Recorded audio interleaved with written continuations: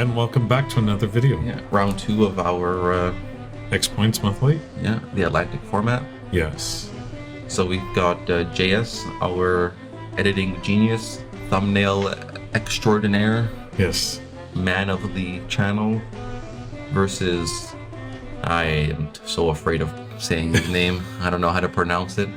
Aymeric, we're gonna Aymeric, go with. yes. Well, and we're sorry for butchering your name, but All right, we got JS's Black Tron. I think we might have seen this once before on the channel. It looks probably familiar a to me. variation. Yeah. Some kind of version similar. I remember JS playing with weakness, right? That's the enchant creature -2/-1 or -1 -2/-1. -1, yeah. Weakness is -2, -1. Yeah. And I mean, this deck it's quite interesting. Heavy on the land destruction. Yeah, Blight with Blight, right? Being so, just to say, the reason you're seeing a lot of enchantments, maybe new ones, is because we noticed Skull of Orm is there, right? A 3-mana artifact, 5 to 5 to activate to bring an enchantment from your graveyard back to your hand. So yeah, so keep the Blights and the animate deads and the weaknesses going for constant control. Yeah, exactly. And you got the small book. You also pay 2. Yeah, so something you'll see, I think, quite often in Tron decks in general is the JLM Tome to filter your deck. But JM Die Tome is still quite good, especially if you can assemble Tron, which of course in this format is hard to do. But you'll notice the Demonic Tutor is there to help as well, which is good. But, yeah, and I mean, the points in this deck is the Demonic Tutor, yeah, that's Soul 3. Ring, That's 3 more, that's 6. The Mox Jet, That's and 8. the 2 Abyss. And that's 10, yeah. So those are your 10 points. It's also important to note that the rocket launcher is in the deck. So if you do successfully form Tron, your Tron lands essentially come with an added ability, sort of, that say tap to deal 1 damage. Yeah. Right, so rocket launcher I think costs 4 to play, or 5, I don't remember exactly. But for 2, you can deal 1 damage, and it doesn't require tapping, so you can basically pump. Right, so anybody who's played the Power Monolith, is that what it's called? Monolith, because I think Power Artifact and Basalt Monolith gets you infinite mana for rocket launcher to deal. Yeah, to like. Yeah, so we'll see how that plays out. And this is interesting. Cats and tax. Cats and taxes. It's 2 things certain in life: cats and taxes. You should know a lot about cats, right? A little bit. Yeah. I mean, this is kind of like meshing 2, like 2 archetypes. 2 archetypes. I feel a little bit. Right, you got like the blue-white sky. The blue-white sky is kind of control, but then you got like the land tax, winds of change. It's an interesting brew. I mean, the curve is pretty good. I mean, you got your turn 1, either depending on your mana sources, your flying men or your Savannah line, or your with land tax if you go second. Yeah, and then I mean with Ivory Tower, just getting a bunch of life, and then if you don't like your hand, you have the winds of change just to filter out. Yeah. So I suspect we'll see. If he's on the play, I suspect we'll see between Flying Man or Savannah lines, and if he's on the draw, I suspect we'll see land tax on turn 1. Obviously, if the hand provides. Yeah. But no, the counter spells, the disenchant, and the plows obviously provide exactly what the blue-white sky deck wants to see as its backup protection. And then it's only 7 to 9 cards if you include the Ivory Towers as the land tax package that really make it off of what the blue-white skies deck is. So it's not that many cards different. So that's interesting. Like that piques my interest, at least, to try to merge 2 archetypes together when you don't have to add a million cards. Yeah. Completely. It's interesting though. Like I'm wondering if he added the Blood Moon because of the Serendib Djinn, because then if he sacrifices one of his Tundras, he won't take an actual 3 damage to the face because it's not technically an island, it's a mountain. It is definitely suspicious at first to see Blood Moon in a 3-color deck, but the land tax will definitely help fix that issue. There's no doubt about it. Now, I'm wondering, if you have the Blood Moon and the land tax, the lands have to be in play for them to be a basic mountain. You can't fetch a dual land. No. Yeah, okay, just to clear. So dual lands are dual lands until they're in play in the face of a Blood Moon. Yeah, just so maybe because I know somebody out there will probably ask that question at some point. So the video is not too long, which probably spells bad news for JS if I had to guess. If I had to predict, like just the efficiency and the power level of Blue White Skies in general versus the build up that is required for Tron, and not to mention Tron is an artifact heavy deck in the face of a white opponent with disenchants. You know, could be rough for JS, but hey, I'm interested in seeing a bunch of sinkholes and mana screws, and you never know. Like anything, it can go either way, but definitely I would not be happy to sit across an opponent who might play a Plains or a Tundra on turn 1 if I'm playing a Tron deck. I think if I was like JS and I'm playing more artifact heavy cards, I would have opted to point a bit more for the workshops. Interesting. You know, instead of like getting the Tron, you know, the Tron lands. Yeah, and they're 1 point, right? Workshops. Yeah. No, yeah. Okay, there we go. JS playing out of sequence, but it's okay. He knows what he was doing. He knows what he's doing. I play Fellwar Stone and tap it for a Nurse's Tower. Okay, swinging for 2. We're gonna follow up with a second. Is that a Flying Man? I think you go deep against Tron. I think you just go Lion Flying Man, and then next turn Serendib. Like you just. I don't. Ooh, unless he wants to disenchant because he's like it's a big mana deck, so let me disenchant. It's okay. It's okay. I get it. I understand the reason for doing that, but I think my opponent is just gonna go slow. So I think I'm okay with go wide, play 3 creatures, and then disenchant his threat that he plays. Yeah, I think that probably would have been. Yeah, the threat coming down is most likely an artifact, right? Yeah, and chances are if you're seeing Tron lands, yeah, you're immediately assuming he's gonna play some kind of. And honestly, that would be such a high tempo play because you still get the disenchant effect, but this turn you're swinging in for 5, and then the free can come in whenever to close the game. So yeah, I think I would have liked to see disenchant this turn instead of the previous, but it's okay. Like yeah, exactly. It's still a justifiable move, so there's no hard feelings there. Ooh. He's got a really good hand. If he just plays that land, right, and another Efreet plus Lion maybe, or a Flying Man if he's afraid of. If he's afraid that next turn a creature will come down, then the Flying Man is better than the Lion, right? The one less damage, but it's guaranteed ish. So yeah, I would like to see 2 creatures here, please. Yeah, because you know your opponent if he's playing Tron, he's probably not playing a balance. Yeah. Good. Yeah, and the Flying Man makes sense. It's the safer play. Okay, so good. This absolutely like wide, 4 creatures coming in. Yeah. Sadly, JS has 3 Tron lands, but 2 of them are the same, so yeah, he is not online, and the beats are coming in way too strong. 3, 6, 8, 9 this turn, and unfortunately, the Icy Manipulator won't help next turn. So I guess we're going to game 2. My poor Icy. Yeah, poor Icy. Yeah. Just rough. And I mean, he had a swords anyway, so. Yeah. So the thing to note, honestly, is that the Lion Dib deck or Louder deck in Swedish is probably the top Swedish deck, if not in the top 3 at the very least. Yeah, it's one in Swedish. Yeah. And this format, although it is not Swedish, because it's restricted by the 10 points, I think makes it close enough or closer to Swedish than to other old school formats. And so playing the Lion Dib deck in the 10-point format where you're not even restricted with the cards you can play, really, is such a strong option. I mean, because you're just doing such a good... I mean, yeah, because the Louder deck, you could, 4 disenchants, 4 swords, not restricted. 4 Serendibs, 4 Savannah Lions, not restricted. Yeah. So right there, that's 16 cards. Without lands, you could still play. You could still play your Strip Mine, your Chaos Sword. Yeah. You could get you could still play your Power Sinks, your counter spells. Yeah. So the thing it doesn't have that Louder has is the full suite of Moxen, the Soul Ring, and the Lotus.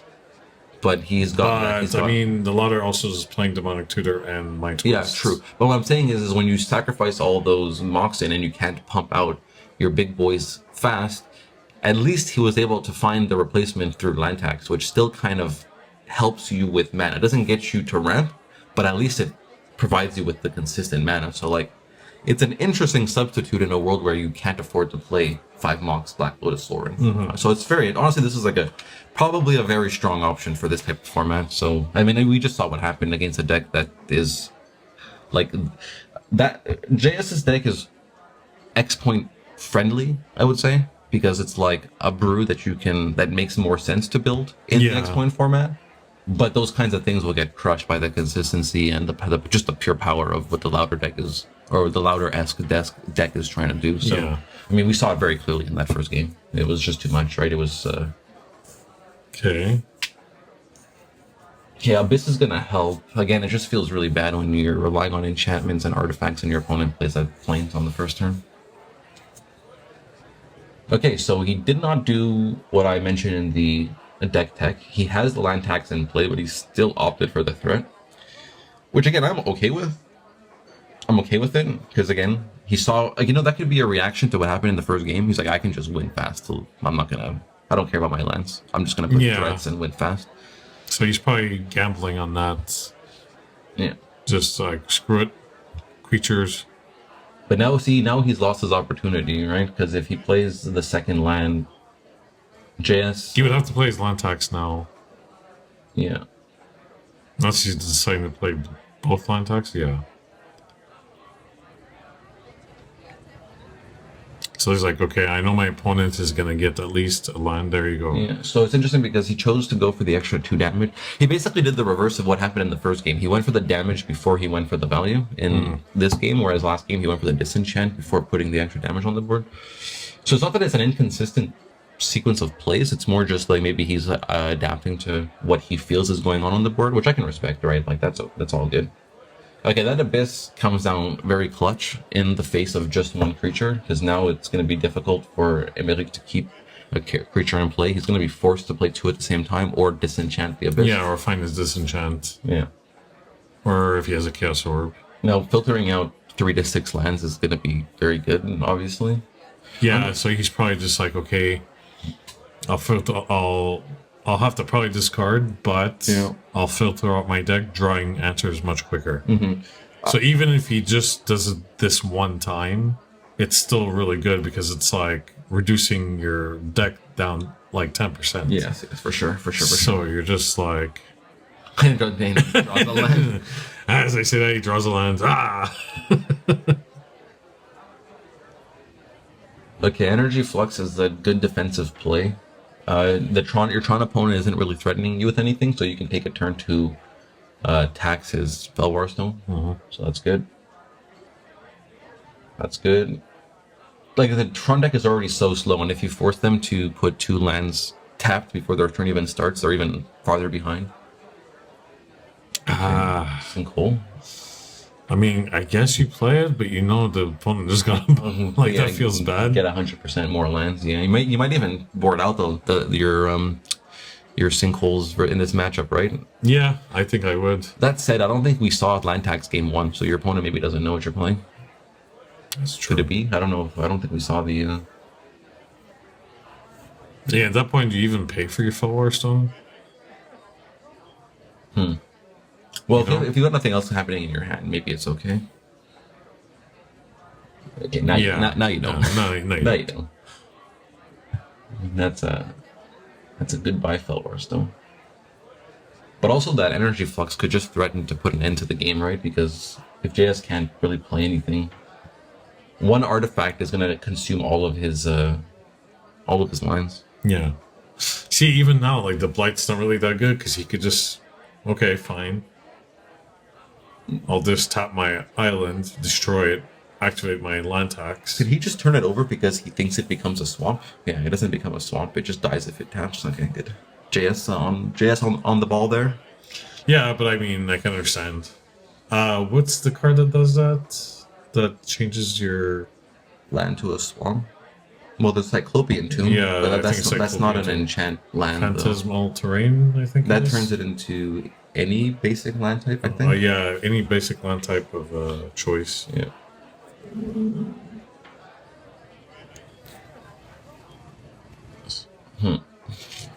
Yeah, Energy Flux is like, when you play the Abyss, you feel good because obviously it's helping a lot, and then your opponent responds with basically the equivalent of the Abyss against artifact decks, right?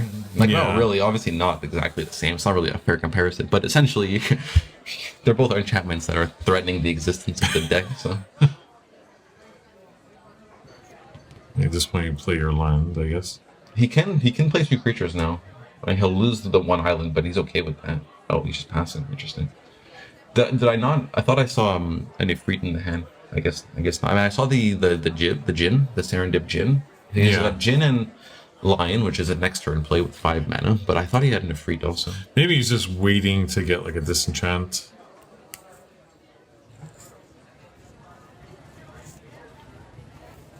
Or maybe he wants to try to get like 4 creatures out at once. That kind of feels bad. Oh, nice. So you can force the tapping of the land. I mean, that's cool. We can give JS a point for that, you know. You can have half a game win for that. Yeah, I don't think it's going to matter. So he's probably going to opt to keep it for now. Oh, okay. That Chaos Orb helps a shit ton, because now that's a Lion and a Chaos Orb on this turn, which kills the Abyss and keeps his creature safe. So let's see it. I want to see the Orb, I want to see the activation, and I want to see the Lion.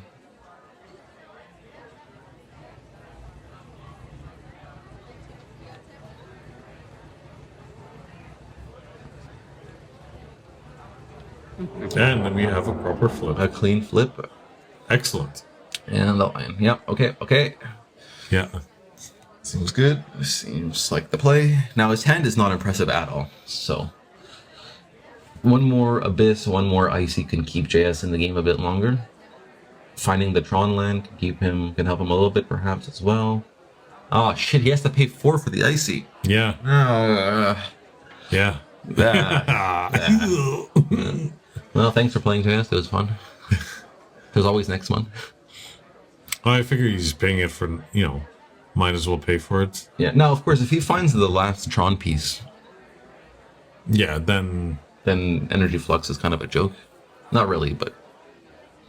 Still, it's 4 per artifact. Yeah, no, JS showing us his hand is an absolute misery cake. He's like, oh. You know, with extra despair on top. Yeah, extra despair. No cherry, just despair. Just suffering.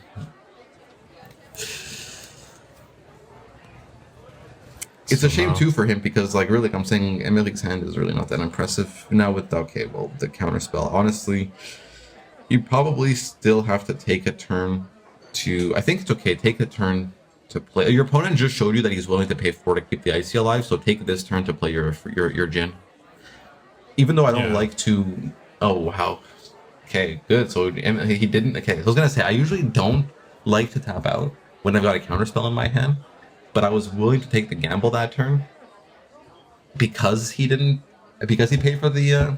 But I guess Aymeric's Spider Sense was tingling, and he just had a feeling that JS was gonna sack the Icy. So if you think that the Icy is being sacrificed, absolutely keep the mana open. If you think that the Icy is being paid for again, play your Djinn. Okay. Is that another energy flux? Yeah, but right now it's useless, right? So I would play the creature.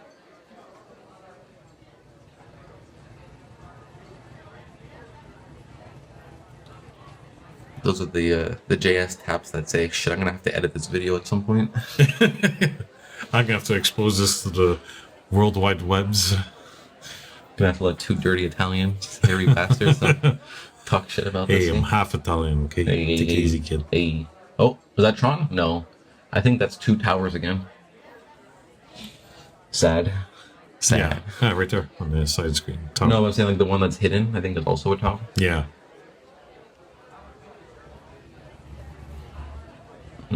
Our scores weren't updated.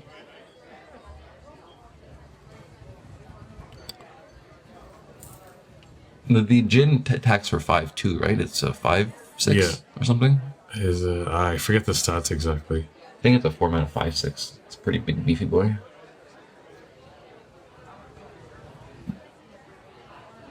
You know when you're oh no, he has land tax. I was gonna say, you know when your 3-color tech just gives you all the colors, but now he's got land tax, so that's ignore. Yeah, unfortunately, that's just not doing anything. Yeah, unfortunately. Unfortunate for the Tron deck, but still good sportsmanship shown by JS despite what happened to him in less than 20 minutes. But I mean, the cats and tax decks, I mean, Like it does had a lot of good cards in it. You know, it's hard to beat Energy Flux when you have to pay 4 for each artifact in your hand. So I mean, it's hard to beat. play. It's even just hard to beat that deck in general if you're not doing something equally as tiered. Yeah. Right? Like it's really tough. It's a really tough matchup. Yeah. Especially like anybody who has experience playing with or against it in Swedish, especially you know already. Like it can be devastating. Like for such a simple deck, it can be devastating.